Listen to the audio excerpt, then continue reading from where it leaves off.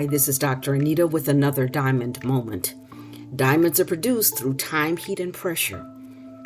We've been discussing some of the pressures of life that may be informing the way that you think about yourself, the way that you live and move and have your being, and whether those things are causing you to miss out on the life that you'd like to have.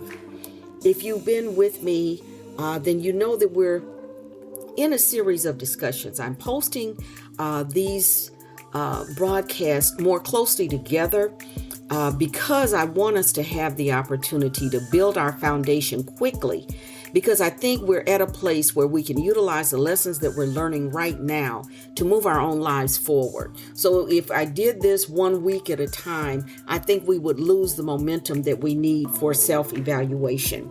I've been talking about a documentary that the gospel recording artist, well-known Kirk Franklin, made of him finding out some very pertinent information in his life. And we've been looking at the generational influences of how he reacted in his life and the way things unfolded. Please go back and listen to Tough Questions, Generational Influences, so that you'll be able to get with us and to keep up with the discussion that we're having right now. Also, if you have not looked at his documentary, I definitely would recommend doing so. It's very powerful, very good. It's short. It's only 38 minutes. It's free. It's on YouTube. And you can go there so that you get a full understanding of what we're discussing in the areas that we're going through. So today, we're looking at kind of where we left off. We left off with looking at the responses from the baby boomer generation. And we have 3 examples within his documentary of people who come from, I believe, looking at them and knowing his age, that they came from that baby boomer generation. We saw his Aunt Sandra, her interaction with him. My opinion is that they did have and will have an ongoing relationship. We saw his mother, who he calls simply Deborah. In that, you see a lack of respect. Most of the time, especially within the African American community, within the African American culture, we don't call people by their first name that are older than us. And most of the time, surely, if it's your mother, you're not going to call her by her first name. And so by him calling him Deborah and making it very, very clear in the documentary that he hadn't spoken with her for 20 plus years because she was not available to him for whatever reason. And they don't go into that, and we don't know. In the last episode, I did kind of give some ideas on what it could be, and realizing who Generation X is and where they've come through societally. It's highly possible that his mom may have gotten involved with drugs or alcohol. That could have been the foundational factor that caused her to have to give up her child. She may have been dealing with, which is also one of those taboo subjects within the African American community, and particularly the African American church, about emotional problems, about mental illness that is a holdover from slavery. We didn't talk about mental illness because that could mean your child or your loved one could be sold away. And so the community just kind of kept it and didn't say anything, or they sent you somewhere else to live and grow up.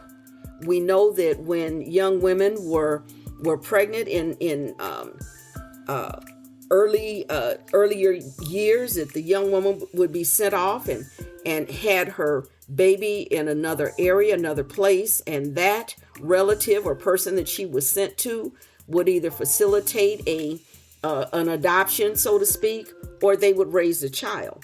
What we do know is that he was raised by a person in a generation removed from him.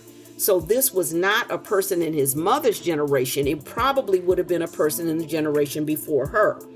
And understanding that these people are termed the silent generation, we can understand why he felt the way he did, why he felt that things were missing, because his generation, Generation X, people talked about stuff. They talked about what was taking place. These kids had privy to the wino on the corner, or the prostitute walking down the street, or what crack cocaine was doing to the community. They saw it. The Generation X is a generation that we termed as latchkey kids, that had to be responsible, that had to come in sometimes and be at home for a few hours. And for some, it was even longer than that. Maybe they were the ones that had to take care of their brother or younger siblings and were made to be responsible. So these are people that not only had responsibility on them, but also kind of, you could say, had age inappropriate knowledge for what was going on around them. So when we see him and he begins to talk about his life, what his life was like as a person in Generation X, a person who is forced to be resilient, a person who is forced to stand on his own 2 feet. He begins to talk about things like not living in his car, not having anything to eat, having a child at a young age. So he's making a generational mistake because no one was there to correct it, or possibly being in a position looking for love. He said that he did not feel that he was loved. And one thing that we know, people will look for love, as they say, in all the wrong places. And he ended up being a teenage father. He ended up having a son at a very early age. And we see again that what some call a generational curse. It happened to your mother. She had a child at a young age, and now it has happened to you. You have a child at a young age. We hear him give a description in this documentary of the way he lived, living in his car. He said that at an early age, in the lady's home that raised him, she had a piano, and how that piano became his outlet. He taught himself to play. He sat there and he just worked at it, and he became very proficient at it, so much so until it's earning his livelihood today. It has given him the reputation that he has today as a world-class writer, producer. His groups have changed gospel music. They've made it where the masses want to participate in what he's doing. He freshened it. He brought it a whole new look. And so he's been very, very effective in what he did. But that started in the isolation of his youth, because he had no one that was relating to him. And it was the way that he was able to get a break and a release. I always say that creativity is vital. Creativity is vital in the lives of people. And it would be another broadcast, but removing the arts from the schools has been very detrimental to many, because that was their outlet and their ability to create and to become who they were intended to be. As we continue looking at his childhood, he talks about not being able to love. He felt that the way that he was raised and his mother not being around him or coming to visit, and he said he knew that was his mother, but she would come to visit, but she didn't take him with her. She left him where he was. And that to any child would have to give them a feeling of rejection. So I believe as a form of self-defense, he cut the relationship with his mother, partly because she wasn't able to give him a clear understanding of who his father was. Maybe having mistakenly, which he discusses, one person that he thought was his father and wasn't. But I think that it goes a little deeper than that. I think that maybe there were several people that was kind of rumored that it could have been his father, and yet they weren't. And so when he's talking about this relationship, he talks about not having felt love And what the outcome of that was that he didn't feel as though he was able to give love adequately. He mentioned to his wife, to his children, to his family, because he didn't get something that he felt he needed to have seen modeled to him in order to be effective with his generation, in his time, in his family. All of these we're looking at from the perspective of Kirk Franklin, a Gen X, who he talks about being in therapy. He talks about the fact that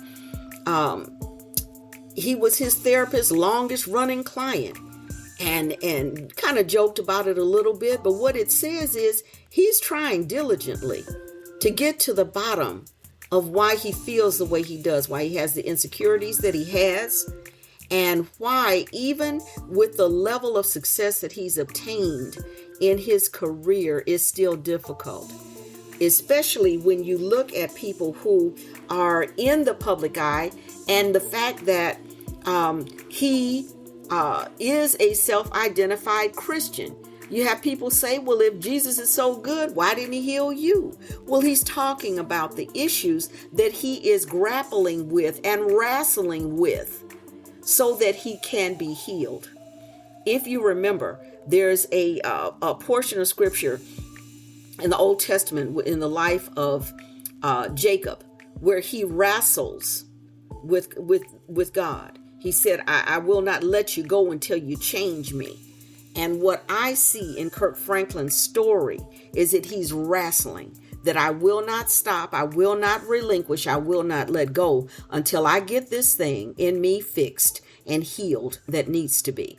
So when we're looking at a Gen X person, we're looking at somebody who's resilient, who's had to make it against all odds, who's had to, in some instances, grow themselves up, be their own parent.